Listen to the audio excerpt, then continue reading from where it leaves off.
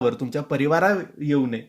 तुमचं घर, तुमचा परिवार सुखी, समृद्ध, समाधानी राहावा यासाठी या शेवटच्या दिवशी, वर्षाच्या शेवटच्या दिवशी घराची नजर काढून घ्या आणि नवीन वर्ष सुखात समृद्धीत जाऊ द्या अशी प्रार्थना करा.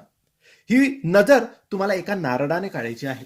एक नारळ घ्यायचं आणि 31 डिसेंबरच्या दिवशी सकाळी, दुपारी, संध्याकाळी केव्हाही, जेव्हा उजेड असतो तेव्हाच तुम्ही नारळ घेऊन तुमच्या घराच्या मुख्य दाराच्या बाहेर उभं राहायचं. त्यावर एक कापूर ठेवायचा, तो कापूर पेटवायचा आणि 7 वेळेस आपल्या घरावरून आरती ओवाळतो तसा गोल ओवाळून घ्यायचा. तो कापूर जळलेला पाहिजे, जळता पाहिजे नारळावर ठेवलेला. आणि नंतर ते नारळ घरात नाही आणायचं, सरळ बाहेर चौफुली असेल, 4 रस्ते असेल तिथे फेकून द्या, नाहीतर थोडं घराच्या लांब जाऊन कोणत्याही झाडाचा खाली किंवा थोडं लांब जाऊन कुठेही फेकून द्या, पण तो घरात आणायचा नाही. अशा रीतीने तुम्हाला तुमच्या घराची नजर काढायची आहे 31 डिसेंबर 2025च्या दिवशी.